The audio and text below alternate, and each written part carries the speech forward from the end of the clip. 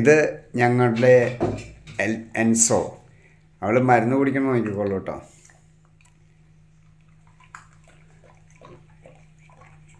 കാരണം അവൾ വന്നത് 50 ദിവസമായപ്പോഴാണ് എൻ്റെ വീട്ടിൽ വന്നത്.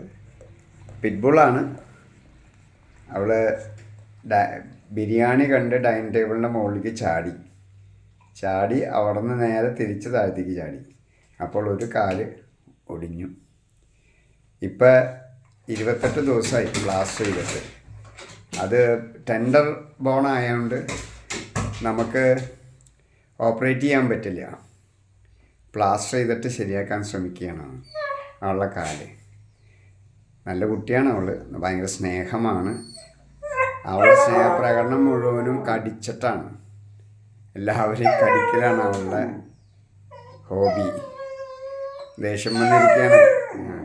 ഞങ്ങളാരും അവളെ എടുക്കാത്ത കാരണം അവൾക്ക് ദേഷ്യം വന്നിരിക്കുകയാണ്. ഇവളുടെ പ്ലാസ്റ്റർ വെട്ടി എന്തവസ്ഥ ആവുക എന്നുള്ളത് നാളെ അറിയാൻ പോകും. വെറ്റിനറി കോളേജിൽ നാളെ അവളെ കൊണ്ടുപോയിട്ട് അത് നോക്കിയിട്ട് വേണം. എൻസോ